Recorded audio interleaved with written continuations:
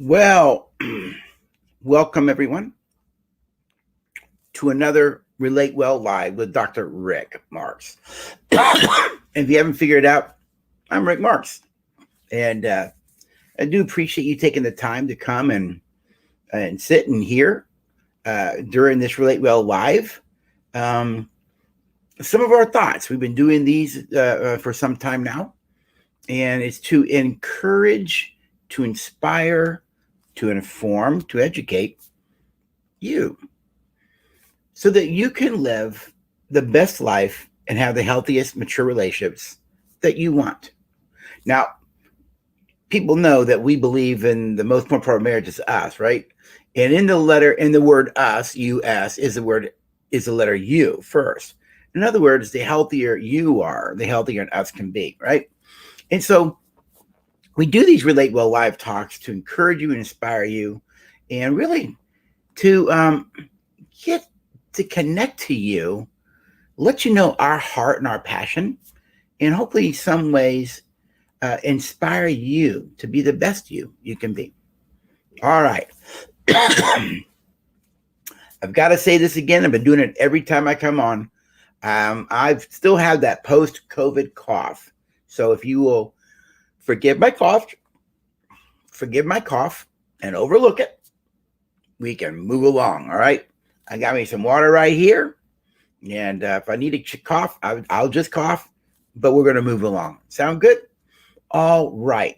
So today we're going to talk about, is divorce the right choice?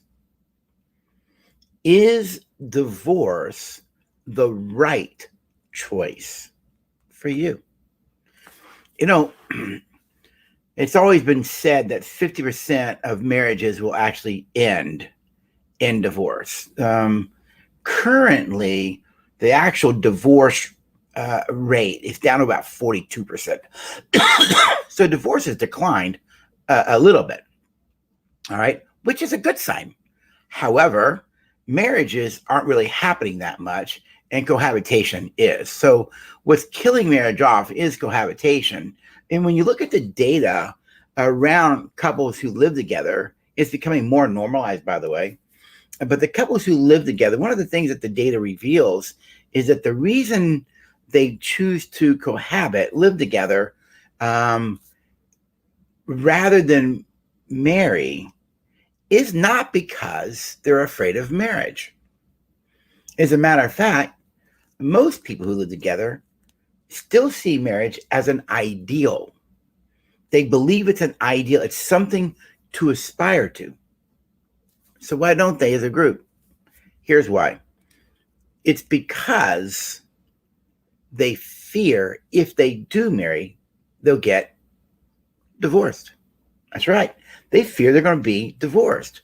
You see, the divorce culture has created a fear of divorce. And it's because if I get married and I fear that I'm going to get divorced, well, then the best way to deal and avoid getting divorced is to not get what? Not get married. But I want to have a partner and I want to be able to have someone to live with. Well, your option then is cohabitation. And so that's one way people are handling it today. But let's be honest, people are still marrying. And 42% of marriages are failing. And a lot of marriages that are still together aren't really healthy and mature. They're not as strong us as we call it. And so people struggle with, do I leave? Don't I leave? There's some research that indicates, excuse me, there is some research that indicates adultery doesn't have to kill a marriage off. And the research I was reading about this suggested it's not the adultery that killed it off. That's not to minimize the pain or betrayal. What actually damages it, that leads it to a divorce, is how the couple handled the adultery. That's what led to the divorce, you see. And so one of the things that we do in our world and relate well in my world as a counselor is we take couples who are divorcing or separating, or where divorce becomes an option, and we get them healthy and stable in 3 days. All right, through our marriage intensives. I always tell people we can get you out of divorce court and get you back together. Just got to do it our way because your way is not working. So, we want to talk about today is divorce the right choice? Because every relationship is going to go through struggles. Every relationship is going to have struggles. I've been married 37 years to my first wife, Luella. We are a strong us, and we love each other. We're great friends, and we don't really usually argue much about things today because we both have matured emotionally, and we've learned to value us rather than ourselves. All right. However, that does not mean we have not had our challenges and our issues. I promise you, we have. 2004, 2005, and into six some were really the worst 2.5 years of my marriage. We were very disconnected. We both had a lot of things to work on. I had a lot of things to work on. A lot of it unconsciously. I had a father wound that I needed to deal with, and some unresolved issues there that were leaking out the unconscious level and affecting us. And so I can tell you this for a fact, and my wife would back it up. In all our years of marriage, 37, I have never thrown out the divorce word. I grew up in divorce, and so did she. I know what it's like coming from a divorced home. I know what it's like being raised in a dysfunctional step family. I know what it's like to have abuse. I know what all that's like. I was not going to pass that down to myself, to Luella, who grew up in a broken home as well with a divorce and craziness, and I'm going to pass it to my kids. Wasn't going to do it. And so I had made a decision before I got married, till death do us part. I'm dead serious about it. That's what I meant. I even told her jokingly in the early years of marriage, if you ever leave me, I am going with you. Because that's how committed I am. All right. So for me, divorce was never going to be an option. Now, statistically, her and I should be divorced based on history and all the data. But you see, just because statistics says we should be a certain way doesn't mean I can't choose to live a better way. And I have. And it's not being arrogant. I'm just giving you, this is where I'm at. This is how I choose to live my life now. Now, we believe that one of the best ways to curb divorce is to understand that the most important part of any marriage is not the husband and it's not the wife. It's the third part of the marriage. Third part wins, you both win. Third part loses, you both lose. What's the third part of the marriage? It's us. What is us? Well, us is not me and it's not Luella. It's not you or your spouse. Excuse me. It's not you or your spouse. Us is the synergy that exists in between the two of you. It's the relationship itself. By the way, it takes two to make an us, one to kill it. Did you get that? Two to make it, one to kill it. And everything you do in your marriage gives to you or gives to us. There is no other option. And if the bulk of your decisions are based on what's best for you, then when us dies, don't complain. Because what you basically said by your actions is, I don't value us. I actually value me. And because I value me and not us, us is going to die. You see, it takes two to make an us, they want to kill it. All right. And when us wins, you actually both win. Matter of fact, your kids win. Because your kids know when us is in the house. But how do you know when us is in the house? It's actually simple. The way you know us is in the house, you ready? It's not difficult. You feel it. You feel it. You always know when us is in the house because you can feel its presence and you can feel its absence. In other words, when us is in the house, you feel the love, you feel the tenderness, you feel the connection, you feel the warmth, you feel the goodness. That's why I always tell couples, you want 3 people in your bed every night. You know, you, her, and us. When us is in the bed at night, at the end of the day, you sleep well. You cuddle, you snuggle. Might even put your arm around each other, legs on each other. That's us. You also know when us is not in the house. You'll feel that too. When us is not in the house, you feel the angst, you feel the tension, you can feel the resentment, you can feel the bitterness, you can feel the unforgiveness, you can feel the silence. So can your children. Because everybody knows when us is in the house. Everybody knows. You feel its presence and you feel its absence. When us is not in the house at the end of the day, when us is not in the house in your bedroom, it looks like this. Get your feet off me. Easily back to back. Look, we're supposed to be mature adults and we choose to live that way. I won't. I grew up with that. I ain't living it. Got it? And so I've learned that I would rather live a life based on what's best for us, because nobody gets married to be miserable. I didn't.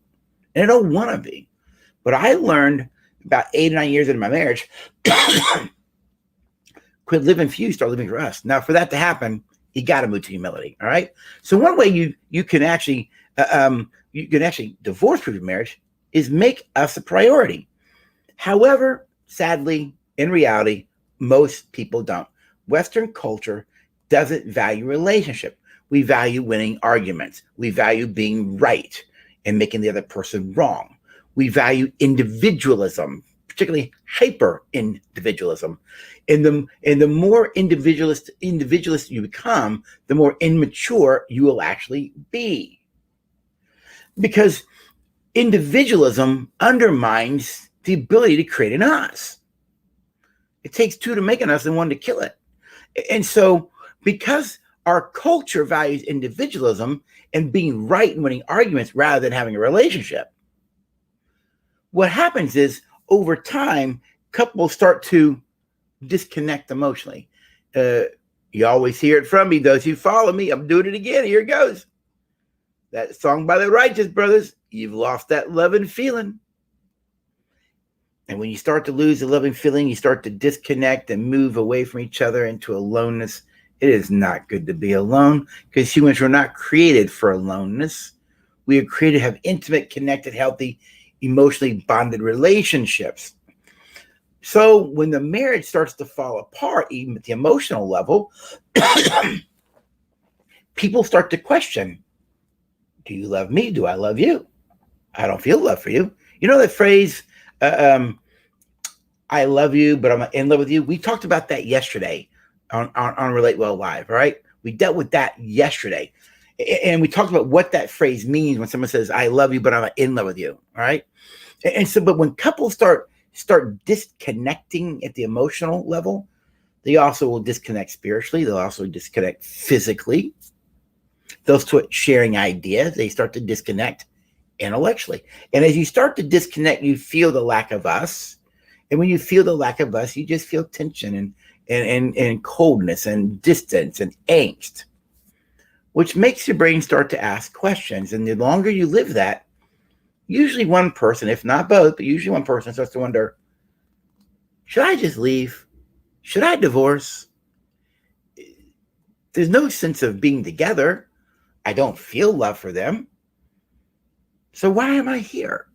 Those kinds of conversations start to show up. But then they think about the reasons they need to stay committed. So Scott Stanley, Dr. Scott Stanley from University of Denver, Center for Family and Marital Studies, phenomenal researcher, wonderful man. His research is on commitment in relationships. And just kind of at the 1,000-foot view, he kind of points out, he does point out that there are two types of commitment in a marriage. There is commitment by devotion and commitment by constraint. Let me give those to you again. There's commitment by devotion. Excuse me. Commitment by devotion is intrinsic motivation. It's internal. The motive for the commitment comes from within me. In other words, I feel love for Luella. I feel it. It's inside of me. I feel this devotion. I feel this love. I feel this desire. She's a source of pleasure in my life. And because I feel that devotion, the commitment to the marriage is motivated inside of me. It's motivated by the feelings of love, the feelings of desire, the feelings for the connection. Commitment by devotion is what you really want in your marriage. But Dr. Stanley also points out there is another form, and that was commitment by constraint.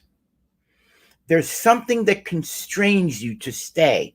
It's not love. It's not the feelings. These are external motivations. These are things outside of you that you consider. And as you think about them, they go, I need to stay in this thing. So what are external motivators that constrain a person to stay committed? Here's some ideas. Well, I don't have any devotions or feelings left to you, but I'm committed, not because of feelings of love, but because of the kids. What will it do to them? So children. Another thing that constrains you is, well, I'm fat and gray, and no one's going to want me at age 59. This is the best I've got, so I'll just stay. Another thing that constrains me is sometimes religion, faith. God hates divorce. Another is, if I divorce, my family will turn against me. I'll feel guilt and shame, and my family won't be there for me. Those are things that motivate you to stay in the relationship, but it's not love. It's external motivations. It's things out here that motivate you to stay. Now, let me say something about commitment by constraints. You do not want to stay in your marriage that way long term. Got it? I don't want to stay in a marriage where I have no feelings of love, but something motivates me outside me to stay because of guilt or whatever reason, fear, whatever. Now, commitment by constraint, though, my friends, is not a bad thing in the short run. All right. It's not a bad thing in the short run. Why? Because those things that constrain you to stay keep you committed and connected and in the relationship when there's a part of you that wants to run or get away. So they do motivate you to stay, but you don't want to stay there long term. You need to work through whatever's going on and get those feelings of devotion back. I call that the usness. Get the usness back, you see. So those are the two types of commitment. You can think about where you are, but the longer that you stay in a relationship because something constrains you, guilt, shame, religious issues, whatever they are that constrain you to stay in it, the more miserable you become, the more angry you'll become. You could get depressed. And at some point, your brain does say, I don't know if I want to do this anymore.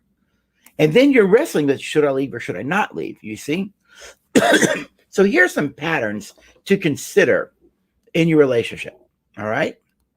Some patterns to consider in your relationship that will lead you towards a broken marriage is, number one, you've actually stopped arguing. You've actually stopped arguing.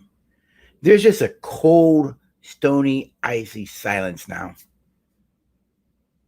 Just a cold, stony silence. We don't argue anymore. We don't talk. We don't share. The key to bonding is through confiding. Confiding implies that we're emotionally open to each other, vulnerable. But when couples are in conflict, they don't want to confide in each other. They don't want to be vulnerable. And then next thing you know, you're just not talking anymore. You're not sharing new things in your life. You're not sharing appreciations or great gratitudes or things you wonder about or are puzzled about, or, all you really do is share logistical things and or anger and resentments, things you don't like about them. And so one pattern you can tell when things are moving towards divorce, one pattern is you just quit talking to each other. You quit arguing. At least when couples argue, they're engaging each other, right? It says on some level that I care. But when couples quit arguing, it sends a message, I don't care. I'm apathetic and I'm indifferent to this. And because I'm apathetic and indifferent to the relationship, I don't really need to argue about anything because I just don't care anymore. So one of the patterns that you might see that will move you to wanting to decide to divorce is this idea that when couples stop arguing, you're moving there. All right. Number two pattern is when your relationship, your purpose is to win, not to be a team, not to be an us.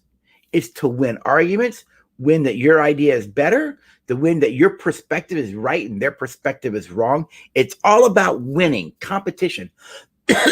You see, competition is great for the football field. It's great for a tennis court. It's great for a basketball court.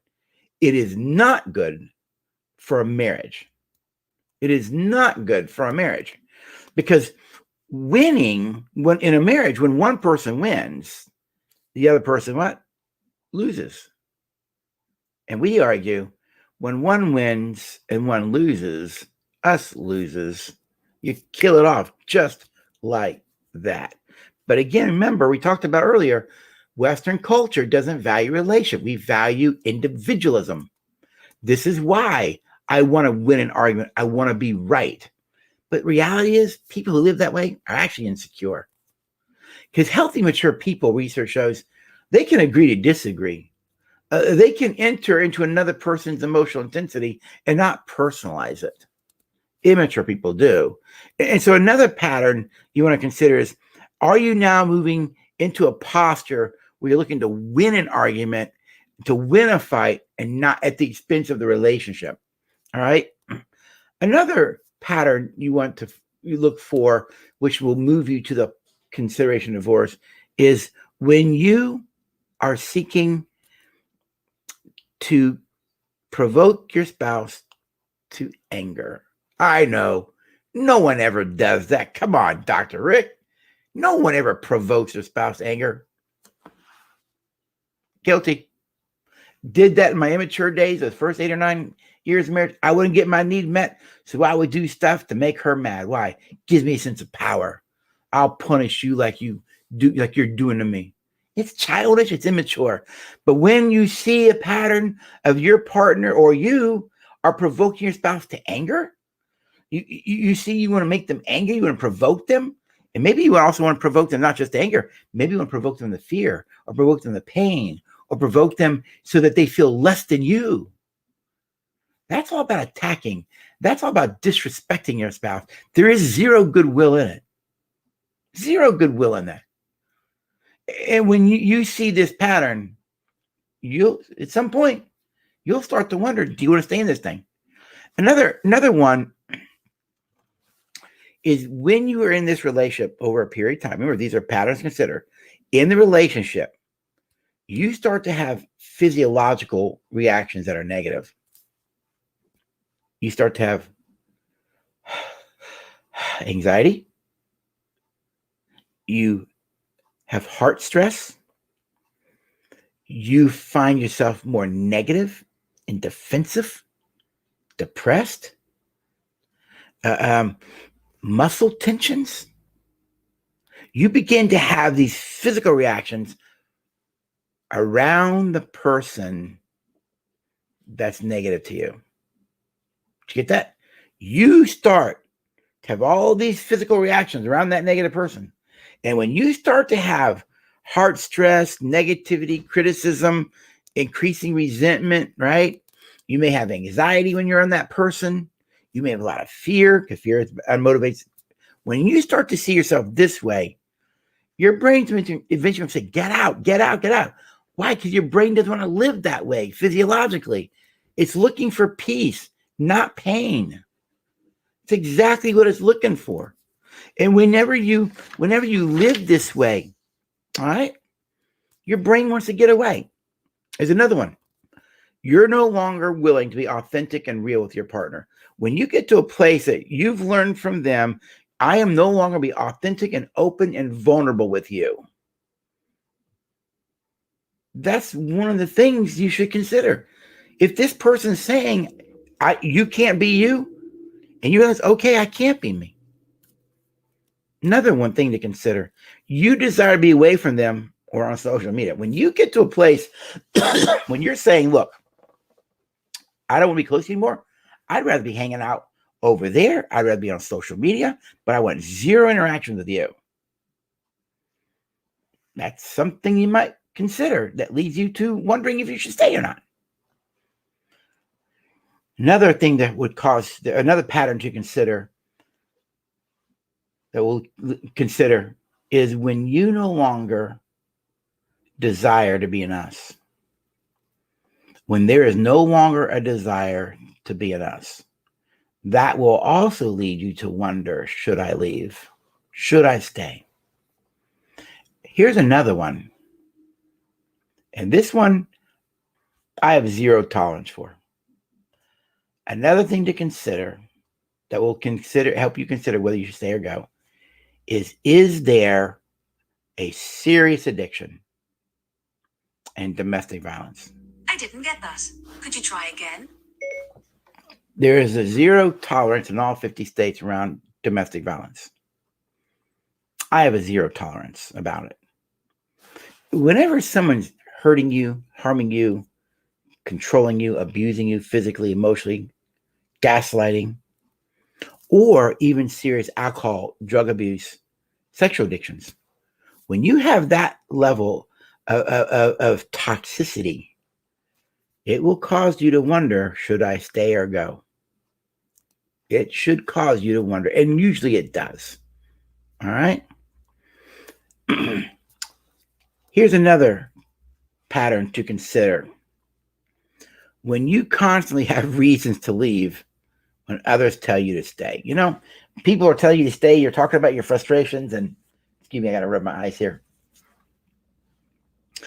You're sharing your heart with family or friends about what's going on in the marriage, and they're giving you reasons to stay, and you keep defending leaving. You keep defending leaving. In other words, you have more reason to leave than you do to stay. That's the place where your brain is actually considering, is it okay to go? And lastly, when you already have a plan to leave, you've already really considered it, haven't you? You've already really considered it, all right? So then those are some patterns that when you start to see these things, they'll cause you to consider, should I leave? Should I divorce? Matter of fact, if you see a lot of domestic violence, it's a great time to ask the question, should I stay? Ultimately, I believe strongly that the decision to divorce never belongs to the therapist. I believe that strongly. The decision to separate is not mine to make. The decision to separate belongs to the client, the individual, that person who's struggling. What I do as a counselor is I actually just help the client think through the patterns that are existing and help them come to a decision what's best for them. Now, I like to think of this way. Always think in terms of safety. Always think in terms of safety. Sorry about that, folks. My phone was ringing over there, and I forgot to turn the volume off. So we'll kind of skip through that just a minute there. Think in terms of, am I safe? All right. I met with a couple today online where he's had an affair, but for 10 years of their marriage, he's basically sent the message, I'm living for me. I'm doing what I want. And for 10 years of marriage, he's actually neglected his wife and his kids. He's not emotionally engaged with her or them. He's emotionally engaged with everything else, eventually to where he's had a year, an ongoing, very emotionally intimate, adulterous relationship for a year and got caught. And as I was meeting with him today, talking with both of them online, it was very clear that he's not emotionally invested in us with her. And so I asked him some questions about, why are you here? You know, those kind of things, and asked her the same questions. See, she's wondering, do I stay or not? Well, based on the patterns and based on some of the answers, she's getting some clarity about, is there a possibility that he will want me, desire me, and that we can have an us? And that, I think, is where a counselor can help someone in getting clarity and helping making the decision. But the decision to actually divorce is there. You know how I learned that? There are people in the past that I actually thought were going to divorce. I'm telling you, I knew it for sure, convinced of it. Never told them what to do, but I was convinced of it. And some of these couples turned it around, saved the marriage. That's why, that's why. Don't let anyone ever tell you, particularly a counselor, to divorce. Now, I have told people to get out and separate, but that's around severe alcohol, drug abuse, and safety issues. You do not have to put up with abuse of any kind, and the severity of alcohol and drugs can be very, very harming, even physically, to the spouse and the children. When someone's not willing to stop those things, then they put a counselor like me in the position to say, okay, it's very clear your value is in your addiction or your domestic violence posture. That's fine. Now I'm forced to protect the rest of the people from you. Separate. The decision to divorce actually belongs to them. And I've told people, don't go back. Why? It's still dangerous. Should I divorce? That's your choice. Don't go back. If they come back and says, I think I need a divorce, I go, I'll support you. I'll support you. You see, some marriages are going to end and need to end. Some marriages need to end. Why? Some people just have a hardened heart and never get around it. Some people just live for themselves. Some people don't care about us. They only care about themselves. I always tell premarital couples, marriage is giving up the I for a we. If you don't want to be a we, don't get married. Stay single. You're just a divorce waiting to happen. Living for yourself is primal. It's lower order reptile brain. Living beyond yourself for something bigger, to serve relationships, that requires humility and maturity. And so those are some things to consider. Now, should I divorce? I wrote here, no one should make that decision but you. Like I said, not even me, not a counselor. It is your decision. So what you do is when you ask that question, go get input from a counselor. If you have a mentor in your life, all right? Watch that person's behavior patterns. Is there any remorse or care for the things that they've done? Is there a sense of a connection to the pain they've caused? Are you able to connect to the pain that you might have caused? You see, those are all kinds of questions you want to explore before you actually decide to leave.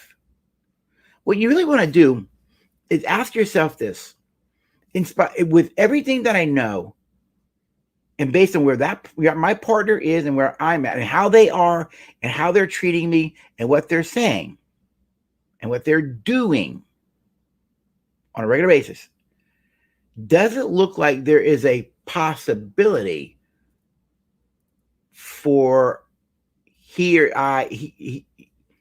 or me, Lou or I, he or her? You get the idea.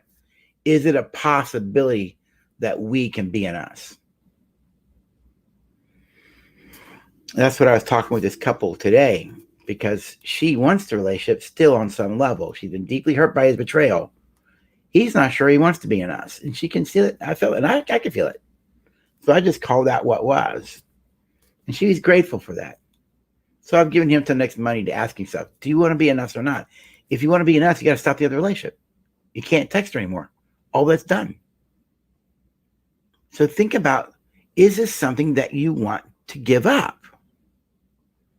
If it's not, it puts her in a position to make a decision. And of course, in this case, it's an obvious decision. Well, no, why would I want to stay in a marriage with someone who doesn't want me, someone who doesn't value me, someone who all these years of our marriage didn't even want to be in us? He wanted to be in me. All right. Second point to consider, should I divorce? Count the cost. And I don't just mean the cost of divorce. I think I was teaching not too long ago, the average wedding today is around $34,000. The average divorce is around $15,000, $16,000, without all the the heavy stuff. Once you start getting contentious with each other, the lawyers make a lot of money. And I've learned that in divorce, lawyers and realtors make out really, really well. They do. The lawyers are making money because as long as you prolong, they're making money with all the defense they're doing for you. All right. They make the money. And I learned from a realtor, I make money off divorce. I said, how so? Somebody loses the house, somebody buys the house. And what? Never thought about it that way. Realtors like divorce. Why? They make money. They're selling homes. All right. That kind of thing. But count the cost. But in this case, if you stay in this thing, what's the cost to your children? What's the cost to their mental health, their emotional health? What's the cost to your health physically? What's the cost to your health emotionally? What's the cost to your health spiritually? What is the cost of you staying? It's a fair, legitimate question. And so if you recognize that by staying in this thing, that the cost is really great for you to stay, that's a good indication you should leave. All right. Listen, I've come to realize, my background as a psychologist and a minister, I hate divorce. I hate it with a passion. All right. I tell you come to me, we're saving something, but I'm not saving something that's violent and dangerous. Got it? I'm not going to invest in that. Why? Y'all need to stay separate and stay away from each other. Well, Dr. Mark, should I divorce? That's your decision. Don't go back. I'm not going to put something together that's so highly dysfunctional and that's unsafe. That doesn't make sense. There's no wisdom in that. You see? So not every marriage is going to make it. I've learned that. 2 to make enough, 1 to kill it. Secondly, also know not every marriage should make it. So I just said not every marriage is going to make it. Why? One person doesn't want to be in us.